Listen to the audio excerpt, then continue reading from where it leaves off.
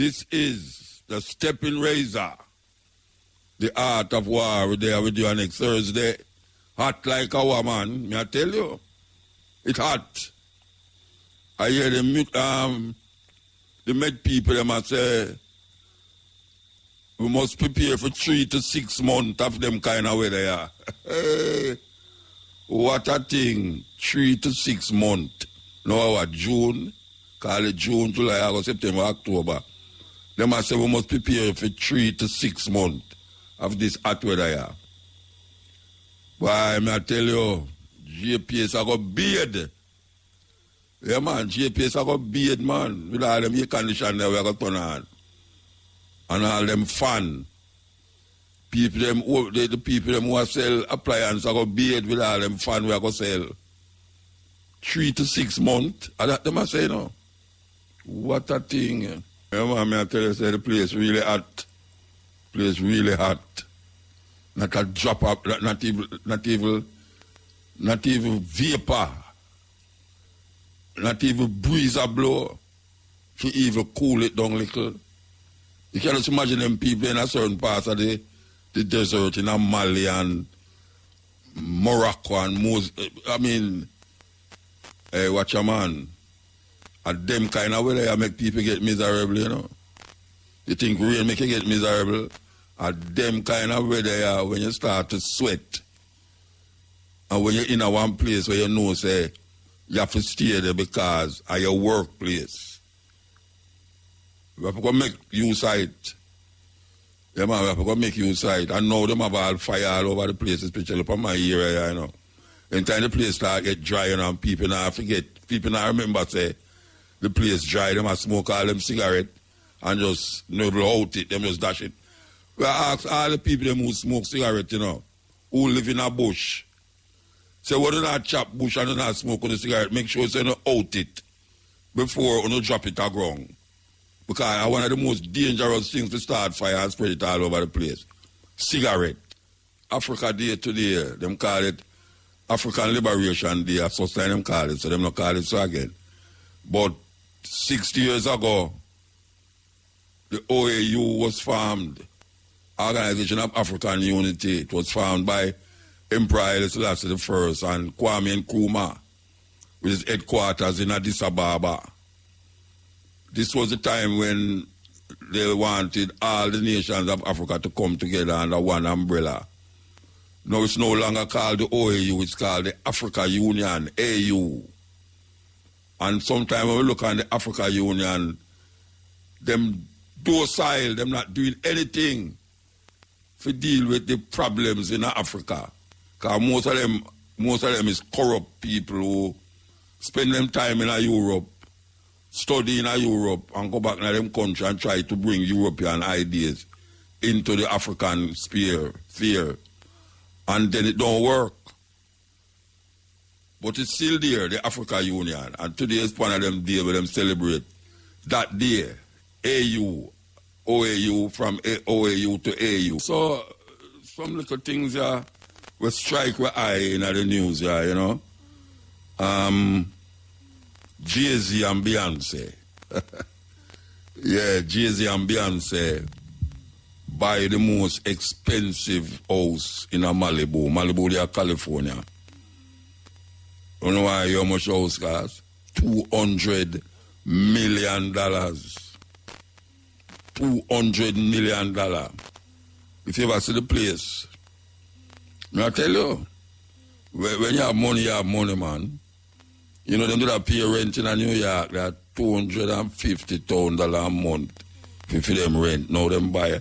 It's not the first house them buy, but it's the most expensive one. And there's no other.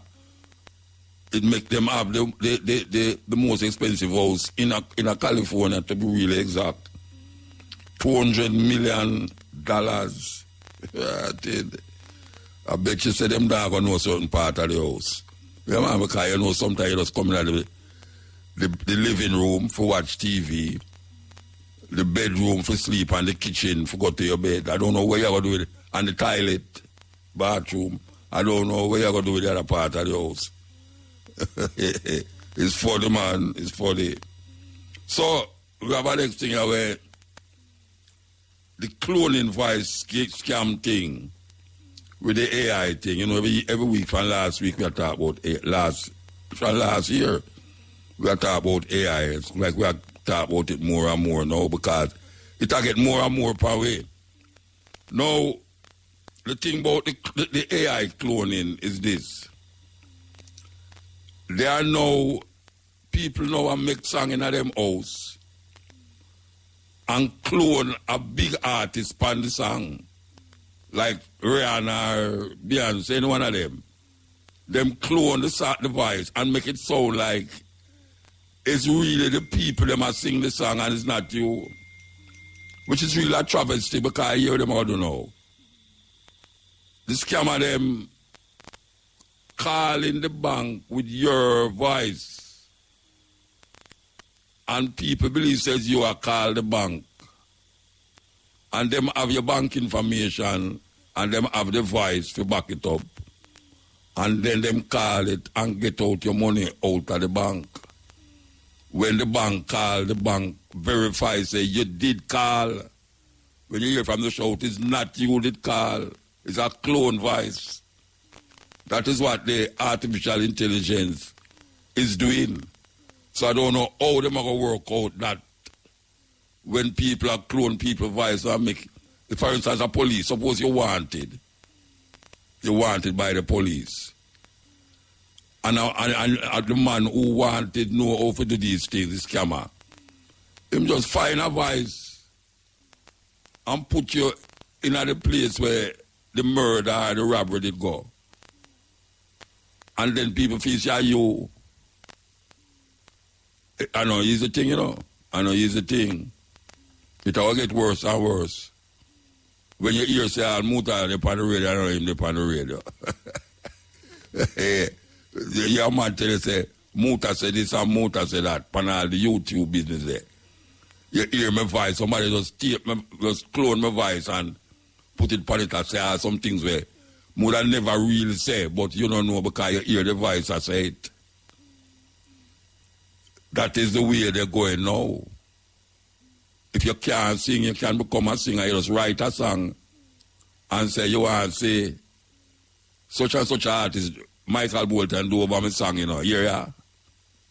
You're gone clear. You have to watch these things, you know. It's not far from way. Believe you me, it's not far from way. I may talking it now and it might sound say, why I don't think yeah, but what? When America do certain things, you know, trust me, America catch cold with sneeze. And all the thing I go now, everything, bad things me I talk about, where America have right now, I come right down here so way. Right down here so. You're on the Steppin Rezar. As you say, we're going to link forward up in Portland. And on the line we have Judith Hilton, the Ethiopian honorary consul to Jamaica. Favorite Ethiopian lady in Jamaica. Good afternoon. Good afternoon. Where's the lady? Mrs. What? You know, Mrs. Hamilton? Mrs. Hilton? Mrs. Hilton? Hello, good afternoon. Good afternoon. Good afternoon. This is Muta talking to you. Yes, my brother Muta. How are you, dear? I am totally okay now that I hear you. Good. The same All here. right. So what are you doing up there? Yeah, today we are here at Buffet Primary School celebrating Africa Day 2023 with the children, students, teacher, principal, Minister Grange and other minister representing Jamaican government, and I'm also representing Ethiopian government here in my capacity as the honorary consul for Ethiopia in Jamaica. So are you doing a speech or what you are just representing, or are you giving a talk to the children? Or? No, actually I gave a formal speech on the stage in regards to the Africa Day 2023, and just basically spoke about the initiative to bringing Africa to Jamaica together in trade and other initiatives that African Union is working towards this year. Okay. Did you remind them that Haile Selassie was part of the process of the African Liberation Day? Well, I basically made a remarks in terms of, Ethiopia's initiative. I didn't, call the emperor name. It was implied, of course, the founding father of African Union is Emperor Haile Selassie and Kwame Nkrumah. Yes. Yeah, that's wonderful. That's one. So how long will you be there? If somebody want to come down there and know that this lady, Ethiopian lady, is there, how long will you be there? Will you be there till it's finished? The exhibition is still on. We'll be here, I would assume, till late this evening. The diplomatic mission are speaking at the moment. Okay. And we have the exhibition for all the African representatives here in Jamaica. We have Ethiopian booths displaying all Ethiopian culture, tradition, as well as some elements of Ethiopia. Nigeria is also well represented here, Ghana, and South Africa. So you know that lovely food that you cook, Ethiopian food that you cook up there. Yes, Muta, of course. There will be no African celebration without the indigenous. Oh gosh, man. I'm meant to tell you, this woman you can't cook. Yeah. Yes, Muta, we have injera, wet, all the vegan style Ethiopian food, as well as the Ethiopian coffee, the traditional coffee ceremony set up. Later, when we partake, we're going to be having the Ethiopian coffee, the traditional way, as we know back home. Tell them what is the traditional way. When you say back home, what's the traditional way? Yes, so Ethiopia has a coffee ceremony as a part of our ritual and tradition. So that tradition is a very indigenous way of bringing the community and family and friends together. And we sit and roast the coffee, and we grind the coffee the traditional way in a mata. And we boil the coffee in the clay pot, and we gather together around the coffee with a beautiful display and have 3 coffee, Abol coffee, Andanya, number 1, and number 2, Pulatanya coffee, Sostanya, and the 3rd coffee. So that process takes, I would say, about an hour and a half, and we set up to do that for our evening break. Wonderful. Okay, well, I'm going to leave you to go and enjoy the day, and maybe we will link again. I don't know, but maybe we'll link again. Yes, Muta, thank you so much for having me on your show, and look forward to link with you another time. Okay, thank you very much. Happy Africa Day to you and you to too. all your listeners. Okay, you too. Give thanks. Okay, so that was the lady from Ethiopia. She make a wonderful vegetarian dish, Ethiopian style. Yeah, I'm if you tell you about it. Jack, if you tell you about it, believe you me. Okay, so we'll go to the news and sport and come forward. Yes, we're there with you, Steppin Rezar. The Prime Minister come back with a speech when him say everybody a ball out. Him come back with a speech, and there's no more that you ever hear about gaslighting. When somebody a gaslight you, means say him make you feel uncertain about certain things, even about your own conditions in your brains. That is what him do. Him want the people them to feel like, say, what them do can be justified by scientific explanation. It is not no scientific nothing more than people come up with these things in a capitalist country to make people feel, say, anytime them say, boy, you get too much money that way there, you have to roll it back. And make you feel like, say, you wrong. Because them have a whole heap of talk to give the people them. Or only for the talk the people them don't even understand. But because them supposed to know better than you know, you start to question your own condition. I will them call gaslighting. Yeah, you start to question yourself and I say, I wonder if I'm wrong though. I wonder if I'm really. Maybe true him know this and him know that, and true them guys well educated, you know, them know better than whatsoever. Not no so. Not no go so. The Jamaican Prime Minister Andrew Holness has given himself a salary increase that is on par with the British Prime Minister's salary Rishi Sunak. The basic annual salary of a Member of Parliament in the House of Commons is £86,584 as of April 2023. In addition, MPs are able to claim allowances to cover the costs of running an office and employing staff, and maintaining a constituency residence or a residence in London. The salary claimed by the British Prime Minister in 2021 was £157,372. The Prime Minister of Jamaica Andrew Holness' salary has jumped by approximately 214%, with his gross pay moving from $9.1 million in 2021 to $28.6 million. Which is equivalent to £149,175. The UK has the 6th largest economy in the world. Jamaica is the 130th largest economy in the world, with a total of 195 countries. So how is it possible that the Prime Minister of Jamaica Andrew Holness' salary is £10,000 less than the British Prime Minister Rishi Sunak, who has the 6th largest economy in the world? The argument given is that increasing salary pay for politicians helps to attract better talent and retain professionals. However, in practice, this can lead to other problems such as social inequality and unfairness. While politicians give themselves a salary hike, other public servants like teachers, doctors, and healthcare workers do not receive such benefits. This is extremely unfair and insensitive during times of economic downturn. Increase in salary pay can lead to a misuse of public resources and funds. Instead of utilizing public resources effectively, politicians are tending to use that money for their personal benefits and expenses. Jamaican politicians better be careful. People shouldn't be afraid of their government. Governments should be afraid of their people. Okay.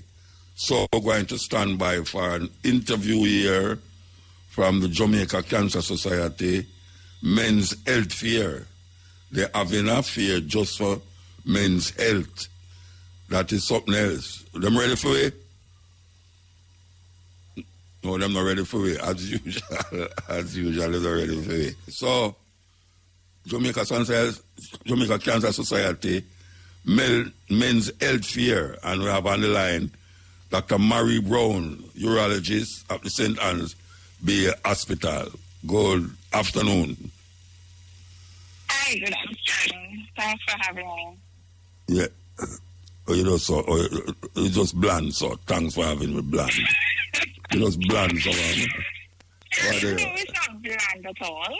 I am awaiting your questions. Yeah. All right, so you want to know. I never usually hear about men's health fair. Them always that like the woman like man not have problem, but guess what? Man no have problem, man afraid of a doctor. That is absolutely true, and that is why we're trying to reduce the stigma attached to men seeking health care, and just let them know it is completely normal for them to seek help, or not even just to seek help, but to actually address certain issues before they become too far gone to be addressed, or just to get a regular checkup. Women are always doing their tests. Men need to do their tests as well. May I tell you, woman always go to a doctor that you wonder, why them go to a doctor so much time? But the man, them afraid. But they are afraid, and as a result of that, when they actually do have a problem, it's already so advanced. Gone too far. A cure is not even possible. So the highlight of this health fair is to encourage men to come out to get their blood pressure checks, get their blood sugar checks, cholesterol, HIV, and of course we're encouraging all the men 40 years and older to come out and get their prostate checks done as well. All right, so let me ask you a question. At the fair, it's Turkey River Park, right? Correct. All right, tell me something. You have a place where man can test them prostate cancer, test them prostate swellings. Check their prostate for cancer. Absolutely. We have private tests. It is completely private and strictly confidential. And they just come. They'll have their digital rectal examination done. Yeah. That's where we'll put a moisturized glove finger up the anus to feel the prostate. It's a simple exam. It lasts less than 10 seconds. And then they'll go on to do a simple blood test as well to get their PSA or prostate-specific antigen test done. You know, so most man, well, under 15 in Jamaica, no like that thing there, no, both man have push them finger. It's a simple exam. No, we know, but I mean, I say, them have a... what the women have to do when they do a pap smear or a mammogram. Yeah, it's a so phobia. They're averse to doing or having anyone touching their anus or their rectum. But unfortunately, because of the location of the prostate, that's the only opening or orifice that we cannot have access to it. Yeah, and they say black men are more prone to prostate cancer than other races. And that is true as well. Yeah. And there are a number of factors that could be responsible for that. But what we do know is that the poor health-seeking behavior of men, as in their unwillingness to go to the doctor, unwillingness to get any checks done, that actually leads to more advanced cases and more cases are diagnosed in black men in general. Tell me something. How do you figure out in yourself, say, your blood pressure high? Or can you, is your symptoms of blood pressure, the height of blood pressure? Well, the thing is, blood pressure, hypertension or high blood pressure is known as a silent killer. Yes. And that means it often doesn't cause symptoms.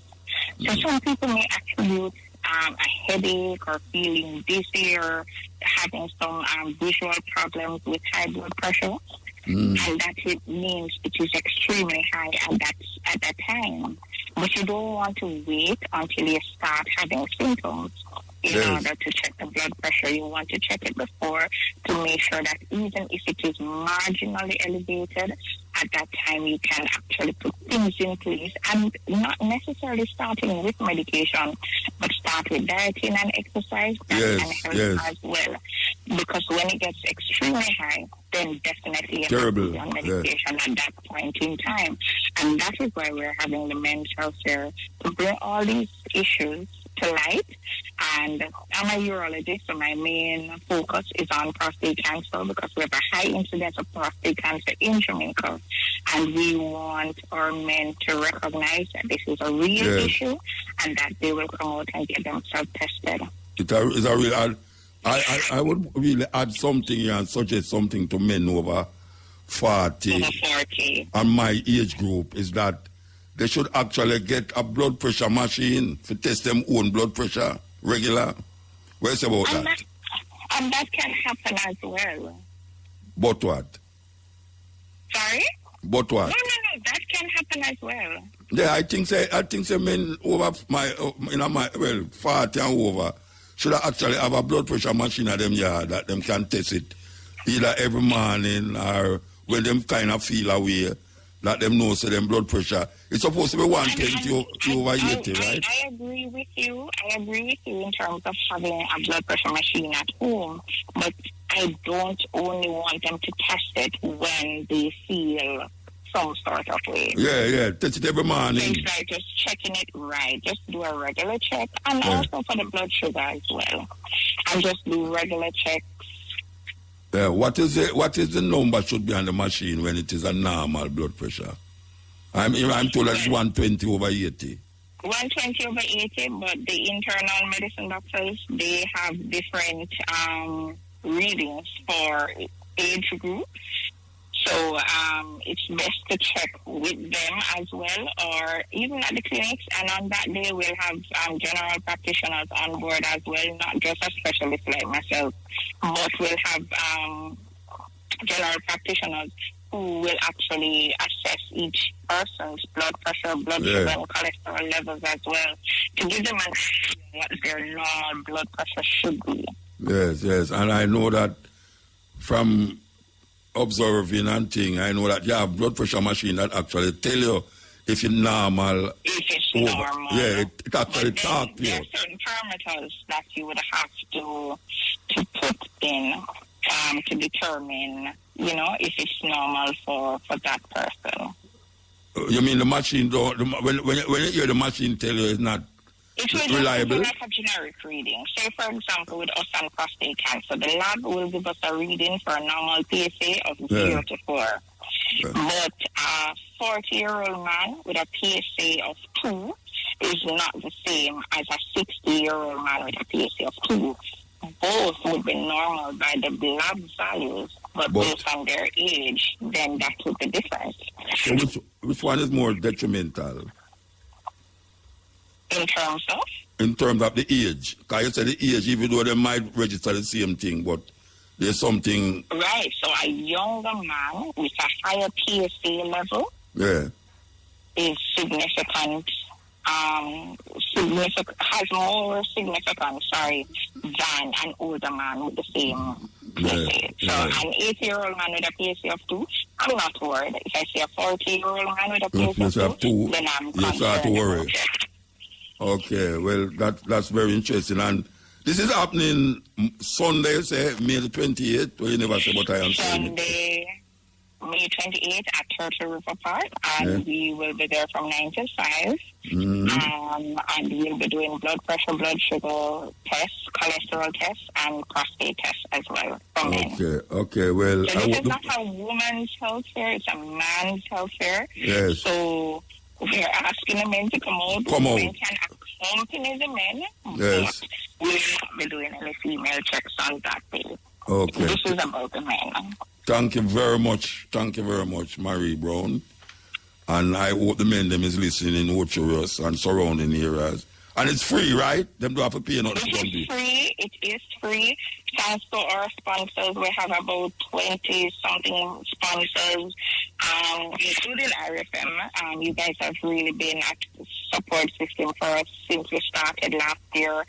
Northeast Regional Health Authority, Moon Palace, Guardsman, Champion Supermarket. We have like a host of sponsors. Nelson Science and Printry, General Foods, Nestle, Grace, Lasco, Simco, Phoenix Health and Vision. We have like a lot of sponsors, and these guys have made it possible for us to offer everything free. Okay, so that's beautiful. Don't have to worry about coming out to pay for anything. During this health fair. All right. Thank you very much, ma'am. Good afternoon. Okay, thanks. Have a good one now. Thanks for having me. Yes, that's good information. The Jamaica Cancer Society Men's Health Fair is happening in Ocho Rios, Turkey River Park, Sunday, May the 28th. You can't say never here. From 9 a.m. to 5 p.m. It's free. All the testing what you want. Free PSA and DRE screening, blood sugar testing, HIV testing, cholesterol testing, and blood pressure, and other testing too. So you can go out there. And the Steppin Rezar give out some information. Today's an information day. We want to stand by for your next link up there in Portland, Africa Day link. I don't know if them ready yet. Obviously them don't ready, as the mother tell me. So I'm going to continue doing what I was doing. By the way, I really want to talk about this thing about woman just talk about the prostate testing. Now we know how certain age group feel about them bottom. I'll put it straight up. Because there's a phobia in a Jamaica man have about them bottom. And for really think say a man I go take him finger and push up there. It's really a no. Man scarf at that, scan that, dash with that, show with that, bond that, all that them can't find to do it. But here one now. I tell you one of them something now, because I talk about people who, what them say, under 40, over 40. I talk to the people, the youth them, the man them who under 40. There's a way to test about test it and to test about your prostate. And that is the way how them test it. A doctor, whether male or female, put them on them finger in your anus and test to say if it's swell or not. And how you can know the signs of this prostate thing is when you try wee-wee and you can't come out with the wee-wee.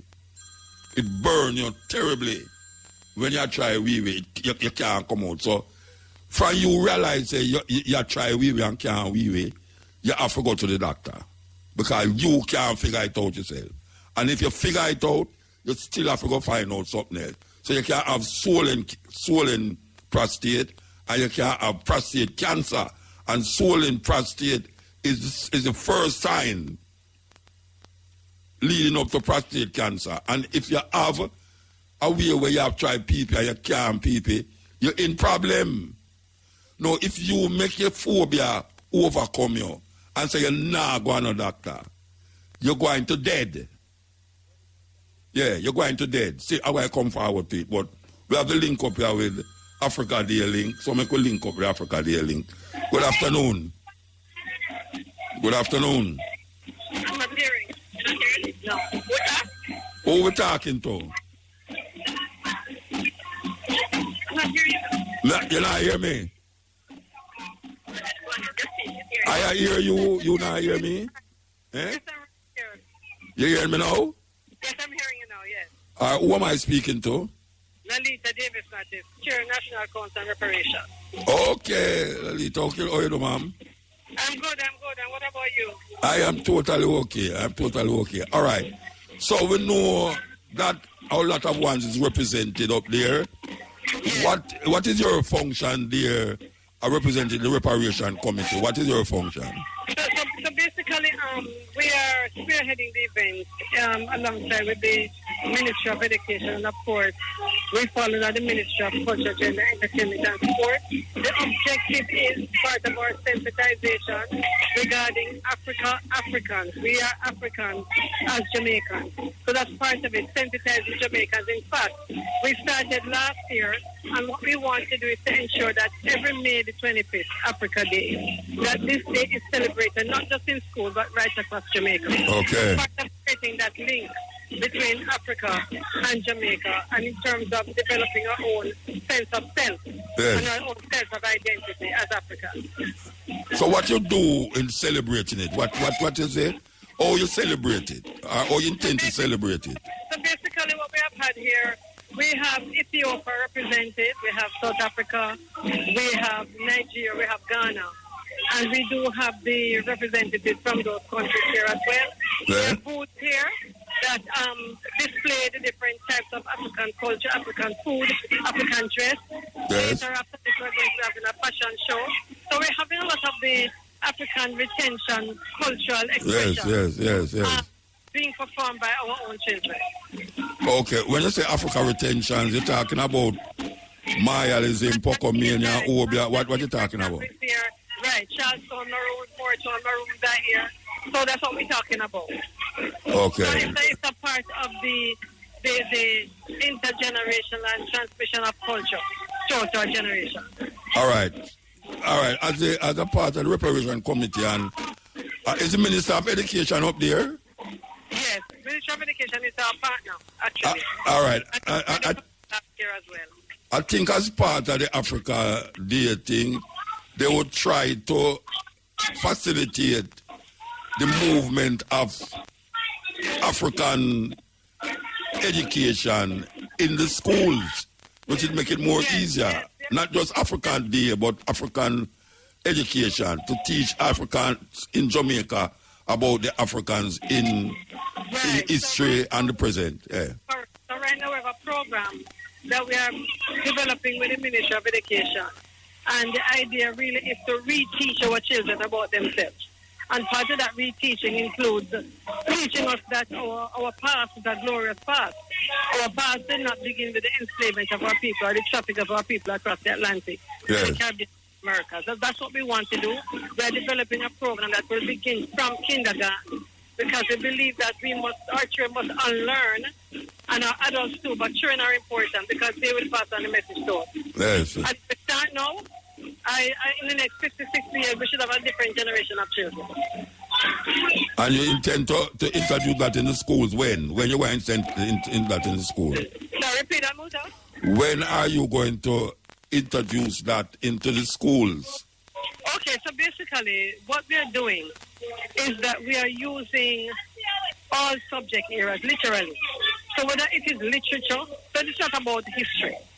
Whether art, so we are maxing out the program. We are inviting, in fact, we have a program coming up where we're inviting over 200 teachers to sit down a few days with us, just to explore how we can use our different subjects. So, for example, if you're doing mathematics, you may hear that, you went to the market and you bought 3 apples. We're not saying that.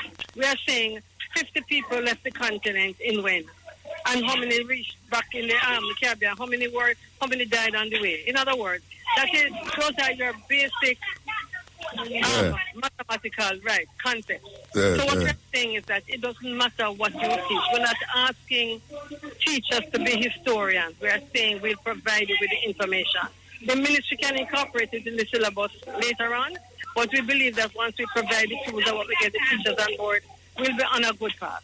Okay. We'll be on a good path. Well, that sounds good, and we hope that the rest of the day is successful. We give thanks for your connection to that, We give thanks to it, yes. So I guess we will be linking again. I don't know if it's you are going to link with, but we'll be linking again. Yeah, thank you very much. No problem. Okay, thank you, yes. Okay, we're linking Africa Day in Portland there, so we're going to come forward. We have an interview to do around of them ready for it. They ready for it, Shane? All right. So I could talk about what we talk about the prostate cancer thing now. Yes. Up front, we are dealing with now. We did I say that we know how younger people, we talk about, well, she said 40, so we talk about under 40. Maybe under 52, because 40-year-old, I think like 30-year-old nowadays. We know how people feel about them things about them buttocks and finger in there and all them, something there. Now, may I tell you, say, that is the way to test for prostate cancer.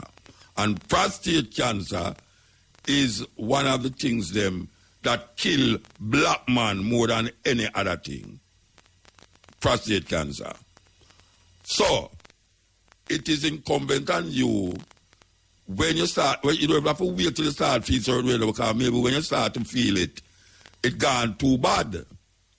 So one of the ways that you might feel like it a come on, the prostate, when your prostate go swell up, is that you try people and you can't peep it.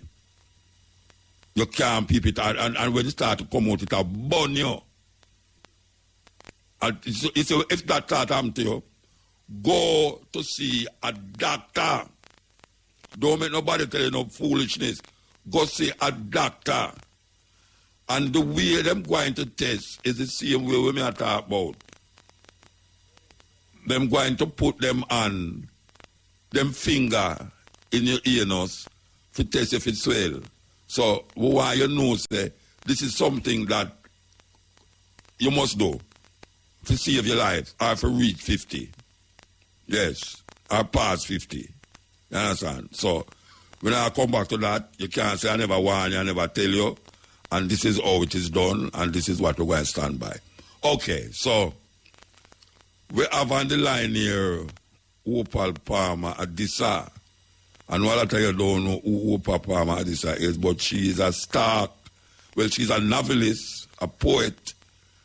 I mean, the other night I say, I play the way, make a whole heap of, even my wife in there, I cry. Trust me, man. Tears start to roll every minute, Mr. Shah wipe her eye. She'll deal with gender and development studies, regional coordinator, Office, University of the West Indies. She's many things. I don't want to go through it because I'm going to take up the whole of the interview.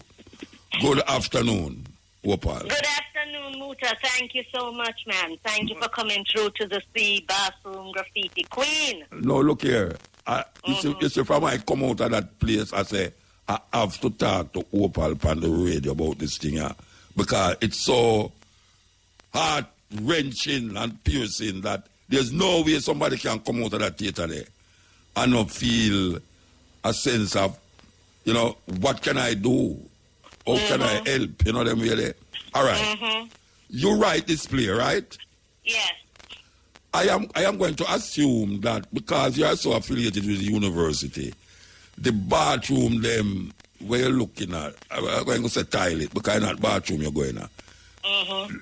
The students are writing things on the toilet wall, on the wall of the toilet, right? Yeah, not as much as before, but they were writing a lot of stuff. And when they...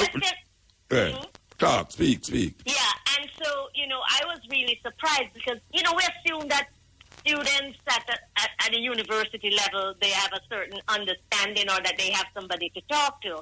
But it was clear, you know, that there were lots of things that they weren't sure about and they needed someone to talk to where they wouldn't be judged. So they would write it on the bathroom walls. And what for me was fascinating was that after a while, I could see that people were responding to other people's questions or commenting on it. And I found that really fascinating that here was a place where women felt the need to write about these things. Now, I have to say this, Muta. I did go in the men's room to see if men were writing. The kinds of stuff that women were writing, men weren't writing. Okay, all right. Give me an example of what men write. It was mostly hookups and the size of their things. Okay, and, you know, so it really wasn't the kind of deep conversation. Yeah. You know, women are more emotional. And, Yes, I am pregnant. What should I do? Should I have an abortion or should I keep the child? Is sex supposed to be pleasurable? You know, do I masturbate?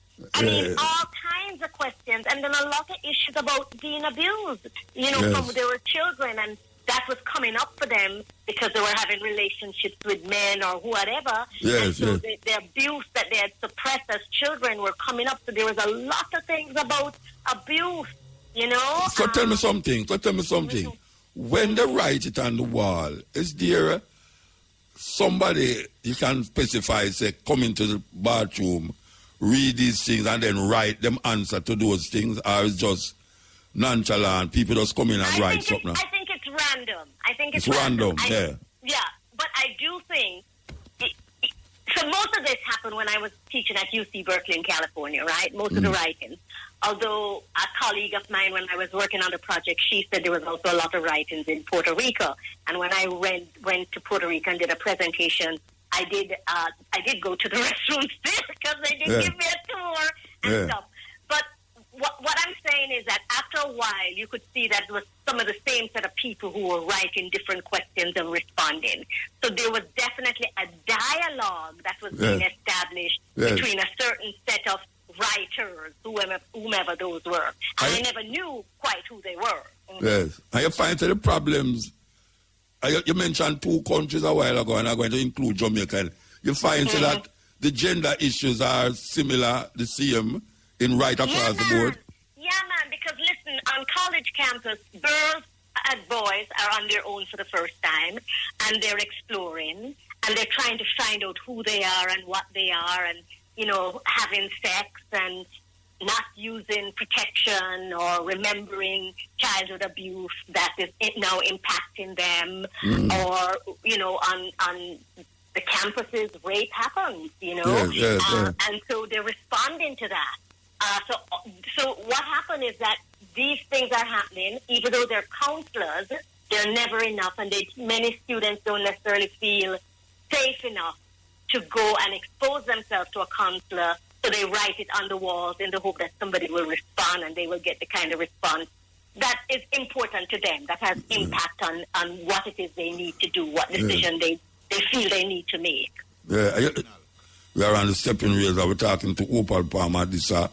She wrote a play here that really things as it relates to female and how they're thinking and the questions that they're searching for. And sometimes you can't find it with your parents. Sometimes you can't find it with your boyfriend. You have to find it in the bathroom. And that is really what the play is all about. Women who go into the bathroom, write them problems on the wall, and next woman come in at the bathroom and see the problem and feel that she can't have an answer to that problem. And I hope that the woman go back in there and see the answer, eh? Yes, and I think they do. I mean, I think that's why it continued for such a long time, because they do go back and they see the different responses, and then now they are at a decision.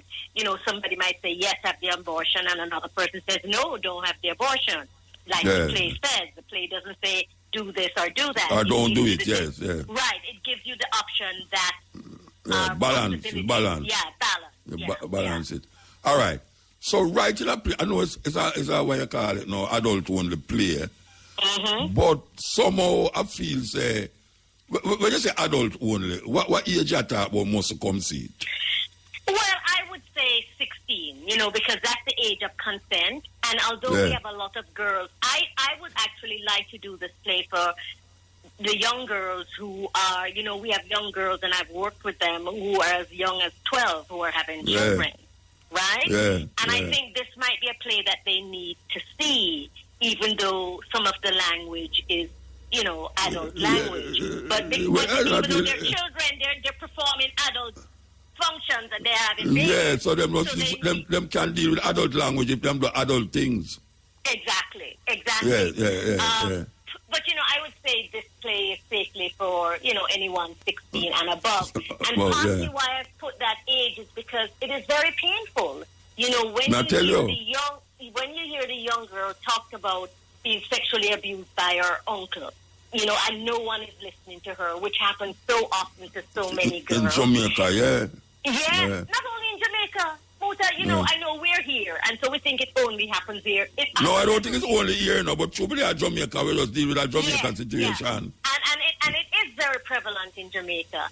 And a lot of, we're not teaching our girls how to say no, we're not listening to them, because we don't want to deal with the brother or the cousin or the neighbor or, you know, the elder who are doing these things, but we have to. Yeah, and we don't want to. A lot of the parents don't want to deal when the child tell the mother, because the stepfather I look about her and I pay the rent. She don't want to go to him and confront him about troubling her daughter. Exactly. So him continue doing it, And we're not understanding the damage that causes and how that messes up young girls and make them angry and bitter and, you know, all kinds of things. There's psychological and data to suggest that a lot of boys and girls who have been abused physically, sexually, whatever, you know, turn and internalize it and become abusers themselves. We want to stop that generational cycle. Yes. Tell me something. I know that you write a play about it, but are you developing a policy to deal with this gender thing, female issue, policy that you can present to the people who is responsible for these things? Muta, we have a lot of policies that are not implemented, right? So last year it was when I was at the head in the institute, we revised the sexual harassment bill, which got passed. I haven't heard anything about it yet. I mean, you know, how is it being promoted to ensure that sexual harassment, whether it's male against women, or even some women against men, that is being enacted? We have a child protective policy. Any adult who knows of a child under 16 is being sexually active by a man older than 16, you are entitled, even if he's not, you're entitled to report it. Yes. 90% of the people don't report it, and there's nothing to enforce it, right? So a mother who knows that her child is being abused by her boyfriend who is paying the rent and stuff can be arrested and should be arrested, she and the boyfriend. But if you don't report it, if the child don't report it. So we have policies, but we need policies that have teeth. We need policies that are going to be implemented. We need policies that protect our children so that we understand. And the reason why for me this play is so important, I want people to understand that what happened to us as children impacts how we act as adults. And if we want to live in a society that is harmonious, where there is love and lack of violence, then we have to protect and love and protect our children and make sure they're not abused. You know, something come across my mind, you know, when I leave the theater and knowing that this weekend here, Calabash Festival, literary festival will be in Treasure Beach. That it would be nice to have an excerpt of this play on stage down there. I mean, maybe it's too late now, but yeah, it is kind of late now. But certainly, I think that would be a great venue to have of course. A piece like that, Yes, of course. I mean, tell me something. Where you find this daughter here, where the queen? Where you find her? Shanice has been with the university players for the last 10 years. She's an amazing actress. Hey, watch your man. She is an amazing actress. I tell you, it's when she go up and go and look for her picnic. And she start to bawl. My lady sit down beside me and I cheer the ball in with her, That me I say, yeah, Jackie did your ball to that. Well, she never ball out loud, but she has to see for her there are other people who were balling. Let me not see them. Two ladies over on the other side. I see them, I wipe them, every time I wipe them nose, I wipe them nose. I say, this little daughter here really grab the thing and make it become she, man. She's an amazing actress. And so I want to talk a little bit about that too. Part of what we see people and we say them mad and them stupid and them this and them that. And it's true. But we'd never spend the time to figure out why are they like this, right? Yes. So I had seen some women who were, a little, what we call crazy or a little off. Right. And I wondered what made them this way. Right. Well, there's several things that make them this way, but one I wanted to suggest was that if a woman were to lose a child who was kidnapped or trafficked and, who was sexually abused, this is something that could tip her to the other end. And this is what happens with Queen Bathroom. She lost a child. We don't quite know exactly what is the sequence of events about her losing the child, but it tips her. Yes. And so she takes refuge in the toilet where she's responding to other women's problems, yes. Right, to try to not think about her own, but it comes in. It seeps in, and that for me is the little breaks that we see in the play when she goes into her interior mind. And trying to find her and trying to call out for our child. Exactly. Yes. But the last crying they do, the last crying there. Me want to look there and see our daughter behind me. I tell you. So, all right. So you do this thing. How long can really a lot of people go see it though? Trust me. How long it going to be up there, up at Creative Arts Center? The last performance is next Wednesday. We're having a noon performance and we're having a 5 o'clock performance. It's done its run, and so we're doing two more shows on Wednesday, May 31st at 12 o'clock at the Philip Sherlock Center and at 5 o'clock. And the fee is $3,000 and I think $1,500 for students. Are you not carrying it going nowhere in Jamaica? I mean, you're not going to tour with it? Well, we would Muta, you know how it is in terms of getting finance to move the play around. I would love for the play to be staged in various places because I think, and other people have seen it, says it's important and it's necessary. You mean, man. But, Philip Sherlock doesn't have the finance for us to do that, so we have to get someone who would underwrite it for us to do that. But the girls are committed, I am committed, and, I think in the fall we will... And it's just four actors and the light man, the light man is part of it. Very important tonight. I don't know, Jackie had the right one to talk about this, serious thing, She could all listen to me, And we need, if anybody is listening and want to sponsor something that... But also, Muta, I had a therapist there, and I think because the play could trigger, it would also yes. Yeah, it would need to have somebody there in case it brings up things for people who have buried them. And it did. Yes. And it did for a lot of people, and so I would also, it wouldn't be just the 4 actresses and myself and the light person. Wherever we go, we would need to find a therapist. Yes. And we also want to promote that. For me, it's about healing. It's about releasing what has happened to you and heal from it, And it's a painful road to go from admitting that this happened to you and then heal from it, which is what the girl said about in the last scene about rape, Yes. Forgiveness is important. It's not about forgiveness doesn't mean that it's okay, but it is a step towards. Yeah, forgive. Yeah. Yes. Mama, I tell you, say yes. I really appreciate that you come, and I really feel good for know say I could have hear this on this program at this moment, and I would suggest. I'm truly appreciative, and as I said, we are open to doing it in other venues and in other spaces, but we would need the sponsorship in order to do that. Yeah, we understand that, and I hope that someone out there is listening and will take up that.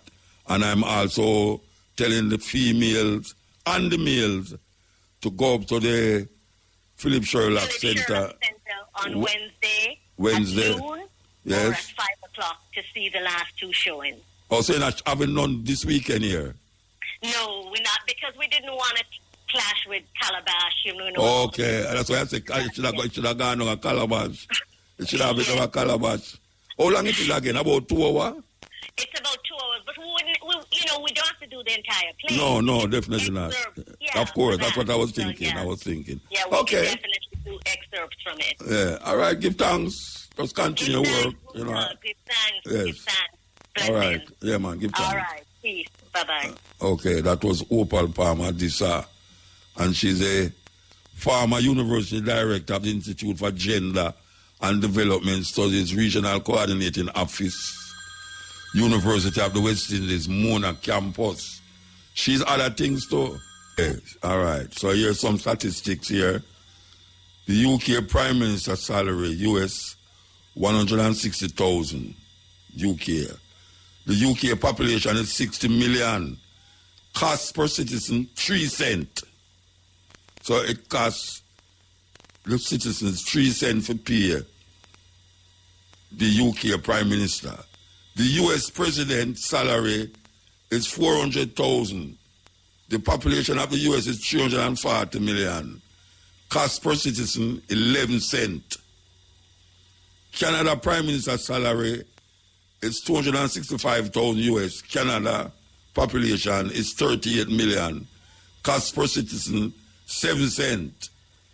Jamaica Prime Minister's salary, US 200,000. Jamaica population is 3 million. Cost per citizen, 67 cents. Jamaica GDP is 15 billion. Canada GDP is 2 trillion. US GDP is 23 trillion. UK GDP is 3 trillion. So the question is, how it makes sense at every angle that you look on. It look like it's pure cruelty going, heartless, corruption, generalship. And as I said a while ago, gaslighting, to make you start to believe, say, you're wrong in saying what you say. People, Jamaican people, we're not wrong. We're not wrong. We hear the opposition leader say, the other day, I'm going to take 80% title. That means them agree with it. Them agree with it. They're going to take 80% and give away. So what that means, we must love him because him say that. Love him because him say what? Because I'm going to take 80%. That means him agree with it. If him can afford to give 80% of where them are give him not call upon the whole, him not call upon it to say, download it. But now he must say it now. He must talk about rollback now. When him realize it must roll back. It's politics. It's politics. Because him not talk about rollback. Like him never hear originally how much percentage it go up to. And now him not say it for rollback because the people must say it a rollback. And where them take people for? Where them take people for? Mr. Golden, you didn't accept it. And when the people them ball out, you say 80%. And when them ball out more, you come now like say you was with the people them. You wasn't with the people them. You was not with the people them. It's two-headed dragon. One body, two-headed dragon. If you chop off one head, the other head still there, the same body. And now the Prime Minister come now and I tell people about him are going to take less. Him are going to take less. Him. So what to the other people them? What to the Governor General? When we don't hear nobody talk about. What to the Governor General where I get $30 or $36 million for do what? For do what? If the Governor General go visit him Bath or England, a Jamaican people have to pay the year fare. And you know him not sitting in a coach. Him not sitting in a coach. So why is it that we Jamaican people must pay $36 million to a man who have a ackee tree in a yard where him don't know which part of the ackee tree there, and a man come thief half a dozen ackee tree ackee half fight. I mean I say thief in I say the thief in right, but a dozen ackee and you give him 3 months, you couldn't just say tell him don't do it again. Because the part there where him a pick the ackee, him nah go there so. Me not whole heap of place pan King's House where the Governor General don't go. Him not going up there so. All them grass where you see a cut and all them something there. Why them not put garden house up them? Should I put garden house up there and left race course, make race course become a playground for the children? That is what I'm should I do. Left race course, what we call race course, them call it Heroes Circle now, Heroes Park. Make it into a park. That the people them can't have them children can run up and down like how me used to run up and down in there. Me, live all man town, me used to go over a race course go play. And I play over the other side, I play over Woodford Street side me live. Near to South Camp Road. I used to go over there. Sometimes I go over Machado Sports Ground, which right now Machado is a school. But race course was the place to go, and them used to have a boxing place over there. Guinness boxing place. Now it's a open and we're going to turn into Parliament. Put the Parliament up at the King's House. Yes. Because, so what now? When the Governor General, when them have a republic now and the Governor General like that again, what them going to do with the house? What them going to do with the house? You know, see the one up, you know, see the one name up at the road I saw. Where them call the Golden Triangle. You know, see it a rotten down. Prime Minister used to live in there. Prime Minister stopped living there, so them start to build them own house because them make more money. And them left that. Them nobody go in at that again. It a rotten down. Now me hear them say them go turn it in a museum for facilitate all of the paraphernalia of different prime ministers and all these people. So how come this man, Governor General, I get $36 million for do what?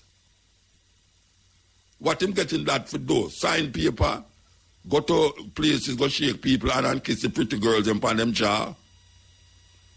What him getting that for do? Or when him king call him run go up there, go have some celebration or some this or reunion and him not doing nothing more than that. I don't care what nobody want to tell me.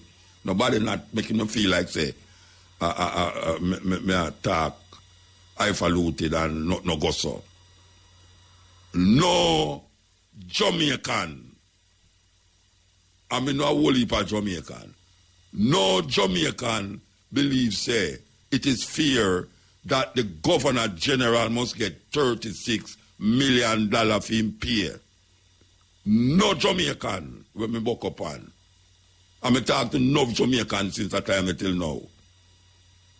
I don't book up all the GLP job. Hey, watch a man. A whole heap of them people there in a parliament, you know.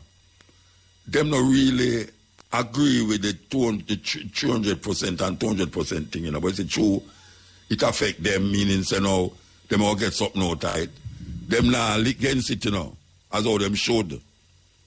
Them really want to lick against it, you know, but you say, all this kind of hold them in a certain vice. Yeah, all them in a vice, you know.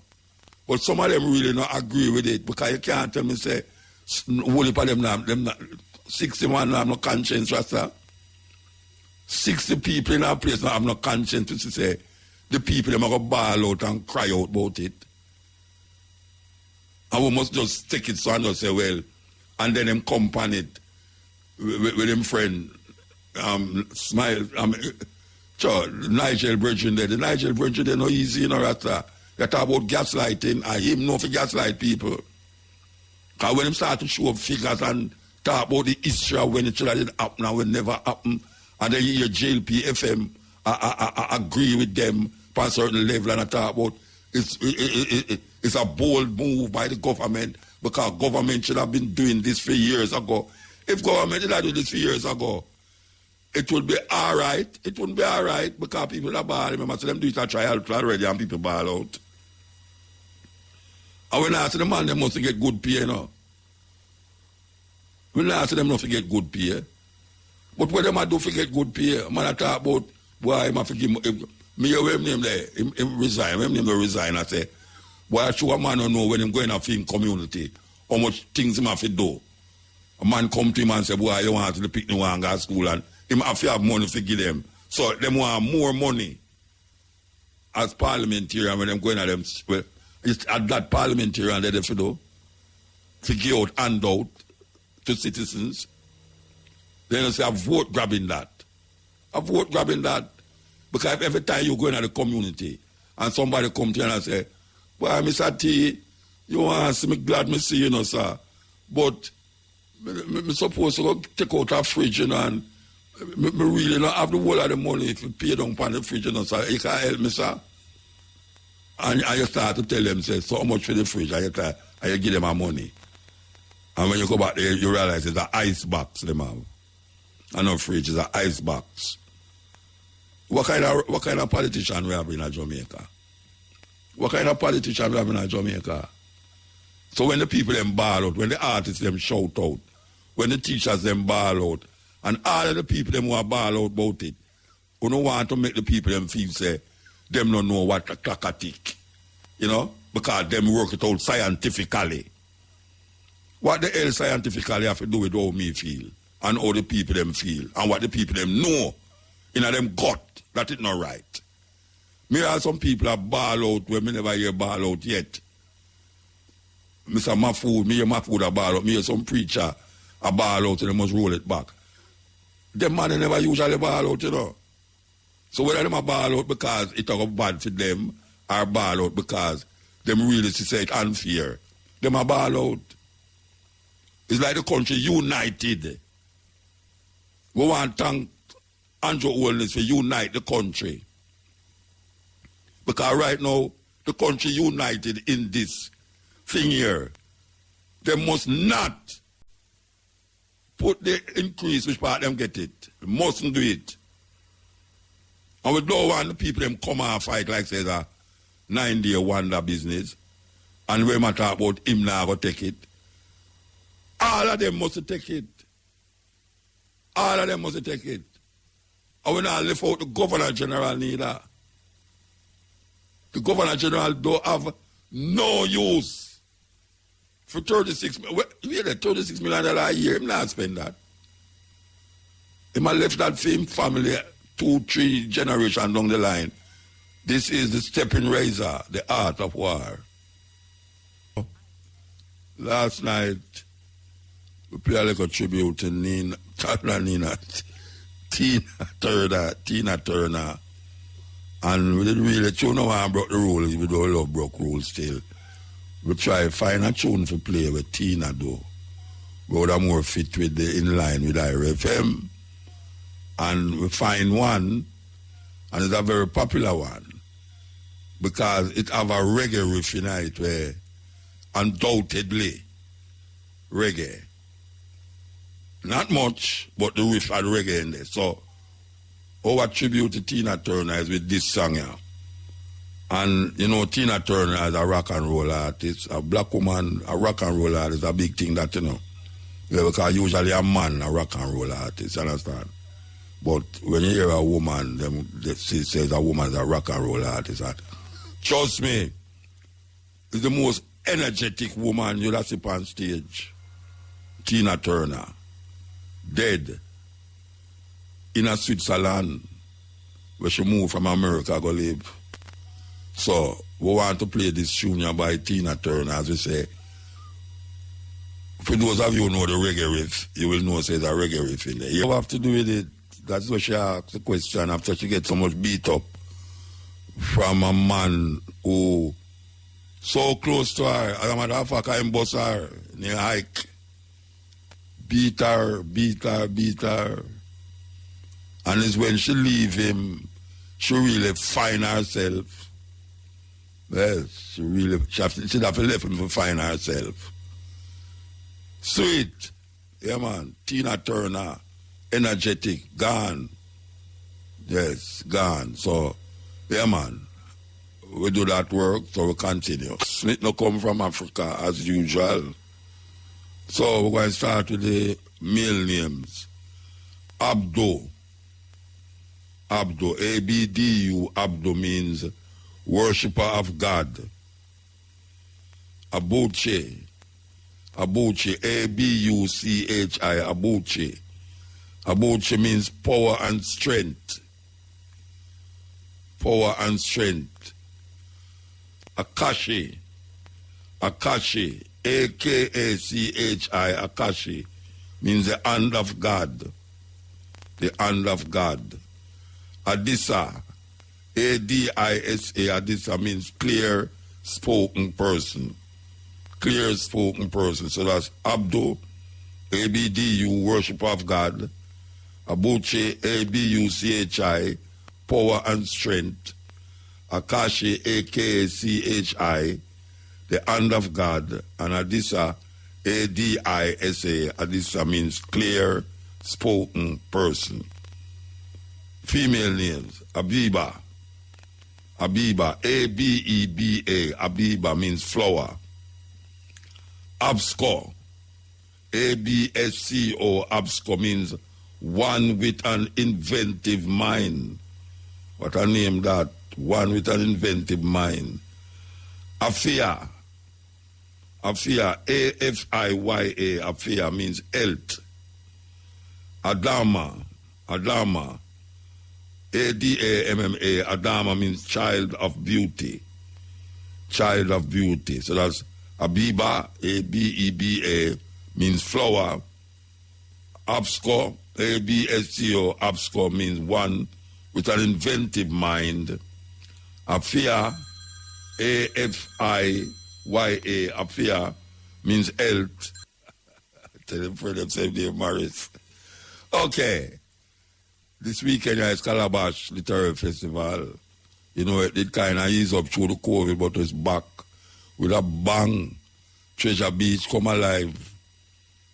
Yes, Calabash Literary Festival. This is where you go and hear writers from all over the world read them works, whether it's poetry or novels.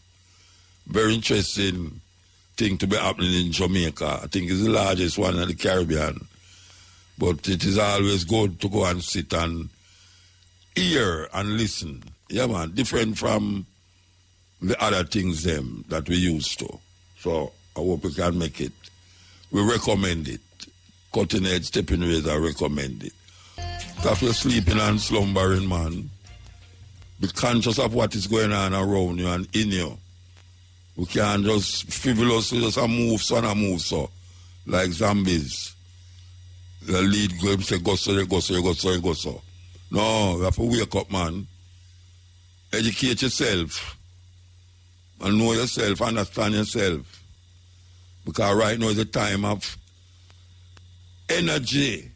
You have to have some energy. And you can't just go on so, like a little wild cat. We have fire upon the tail. Because that them want you do, just behave like you don't have no sense. And them make sure say you behave that way there. Yeah, man, them make sure say you behave that way there. So, a wake up time, well, a wake up time, long time, sleeping, we are sleep too long, man. How long we go sleep? Too much sleeping, Rasta, get you drowsy and miserable. Yeah, sometimes sleeping supposed to calm, you know, but sometimes it make you get miserable too. And this is where it reaches now. It reaches a stage now where everyone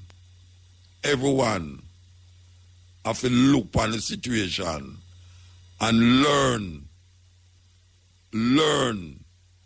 from the situation them and elevate yourself to a next level. It can't just be food, clothes and shelter, because that them want to have your grab you in. When them grabbing at the food, clothes and shelter thing, you know, have no time to think about what else is there. You know, see it? And there's much more to deal with inside of you than outside of you. Much more. And it's that we are talking about. Find out what is inside of you. Find out what is inside of you. And if it want to correct it. And if it want to elevate it. Okay. Today is Sugar Minot birthday. Lincoln Barrington. Live hour. Live what? What that?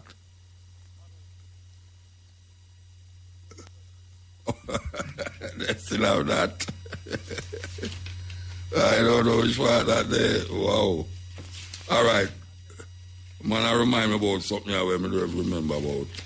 Trust me.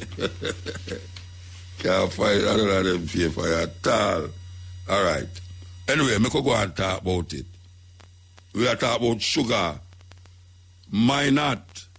Lincoln Barrington Minot. And today is his birthday. Today is also Africa Day, we call it. Sugar Minot was a man who, we have to say, bust out reggae music in Japan.